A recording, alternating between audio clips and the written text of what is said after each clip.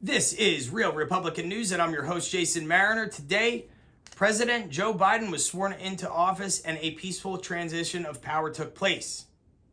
That's a good thing. No blood was shed, no lives were lost. The concerning thing is I don't think he's the right man for the job. I think 75 million Americans or more agree with me on that matter, and I'm very concerned that this is a big sham and that he's going to be quickly removed from office with the 25th Amendment and replaced by someone we really don't want running the country. But that aside, I will say that I have the best hopes for President Biden and his administration, because if his administration does well, the American people should do well, because that's what being president is all about, is bettering America and serving the people, making this a better, safer, richer, more prosperous country. So we've got to start by doing a couple things. One of them, you and I agree on. That's creating unity. People need to drop the identity politics and just be friends again. Who cares if someone's a Republican or a Democrat in a relationship? That really should have no bearing on whether or not you're friends with somebody or call somebody family. Families are being split up because of this now. Did you know that? I'm sure you did. So that's one thing that needs to happen. But to get there, we need to stop talking about things that happened at the Capitol happened because of people's whiteness. So President Biden, I urge you to put a muzzle on that drunk old bat and get her to stop saying things like that to the American people. You've also got to talk to people like this Senator Cohen idiot who said that the National Guardsmen that were deployed to Washington, D.C. all of a sudden need to be vetted for, I think they put it, political purity or something like that. It sounds very Nazi-esque to me. But these are men that swore to uphold and die for the Constitution of the United States. You deploy them from all parts of the country, from all territories actually, even, and then you all of a sudden need to question that oath that they took to lay down their lives in protecting this country and the Constitution. It's a bit of an insult, don't you think? It's also very racist. If there was a group of soldiers and it was said that they needed to be vetted out because of their blackness or brownness, there would be this big national outcry. It would be the top story on every news network because, number one, it would be wrong. But number two, there would be this big outcry because there's this big double standard at play here. Okay? It's the same thing if you say someone did something because they were black as it is if you say they did something because they're white. It's just racist. It's labeling somebody because of the color of their skin something they have no control over. Okay? It's not a way to create unity amongst people. The other thing you do is you call for diversity. But the second there's a new political movement and there's a second school of thought that conflicts with yours, you guys deem it necessary to strip Americans of their constitutional rights? Now, you're going to say, oh, well, it was big tech and they're privately run companies. Well, first, they shouldn't be as big as they are. The Sherman Act and the Clayton Act and the antitrust laws and the anti-monopoly laws written into our Constitution should have taken care of that 10 years ago. It didn't. This is why it's your and my responsibility to get off of the couch and do something about this. We've got a problem. It's our duty as United States citizens to get to work and make a change. The First Amendment doesn't only talk about freedom of speech, though. It talks about us as Americans and our right to have our grievances, as they put it, redressed by the government, to form a petition. Okay? That has not been done yet. Real Republican News is in the process of doing that. We are petitioning the government to change this, to end these big monopolies that have the ability to strip in one fell swoop tens of millions of Americans their right to free speech.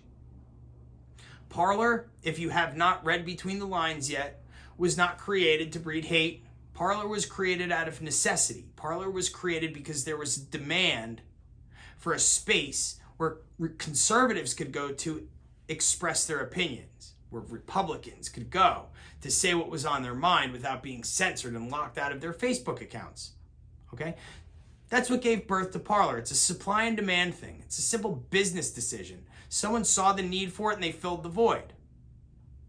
Then Amazon, who we suspect is teamed up with Facebook and Twitter and the radical left, said, you know what, we don't like what they're saying, unplug. just 2 Sundays ago, shut off the accounts of tens of millions of Americans and said basically, look, we don't like what you're saying, shut up. Don't say anything we don't want to hear. No. Last time I checked, that's not what America is about. When I grew up, I was told that this was the land of the free, home of the brave, that this was a country where you could do whatever you want, be whoever you want, and certainly say whatever you want, as long as those things were not hurting anyone else. No one can make an argument that holds any water and has any merit to it that most of the user profiles and users on Parler were anti-American, violent, racists, bigots, any of that stuff. They were just conservatives. I'm not saying there weren't a few bad apples on the platform. There always are. There's a few bad apples on the Facebook platform. What I'm saying is there's another double standard here. Conservatives go to a place to voice their opinions. Their whole platform's taken away from them, illegally, unconstitutionally. Okay? But again, we shouldn't have gotten to that point in the first place, and we wouldn't have if our lawmakers and our politicians did their damn jobs. Which is why I say this. It's time for you and I to get to work. We are going to write up a list of grievances that we have. We're going to petition the government to hear them, meaning everybody's going to have to sign this thing and get on board with the fact that, hey, look, if they can take free speech from us, they can take other constitutional rights, and we need to be careful and put an end to it. Okay? People need to get on board with the fact that if they can silence us, they can silence you. People need to understand the fact that, you know what, if they silence you, the people, and I'm speaking of the opposition, the people that I don't agree with politically, I'll fight for your right to be able to say what you want to say, because I don't think your voice should be shut down either. Okay? So we are going to take action. Like I said before, I'm not going anywhere until this thing changes. I'm being kicked off of every social media platform there is out there. I had a screenshot sent to me. It was from a social media platform called YouTube. And at one point we had over 300,000 followers. And then that was chopped down on Sunday night. It seemed in a coordinated attack against Republicans to, I think the number was 63. I think we've built it back up to a whopping 67. Now, it doesn't seem very likely that on Sunday night, all of a sudden in one fell swoop, over 300,000 people decided to say, hey, you know what, we don't like what we've been hearing, even though we liked it 10 seconds ago. No, something fishy is going on. We're being censored into oblivion. They are eliminating opposing thought. Now, the good news is I am being censored, which means I'm touching a nerve and I'm worrying certain people. I've already had about 10 Facebook accounts completely taken off of Facebook. They don't even exist anymore. You'll never see them again. This was done to me 3.5 years ago, before I ever even stepped foot into politics. I had no interest in it. I did support President Trump. I was a history buff, still am, cared about this country deeply, would die for it any day of the week. But 3.5 years ago, as a legitimate business owner, my Facebook page was shut down arbitrarily, even with an A+ Better Business Bureau rating and a 5-star, ironically enough, 5-star rating on Facebook itself. But they shut me down, depriving me of the ability to feed my family for nearly, I think it was 3 months. But you get the point.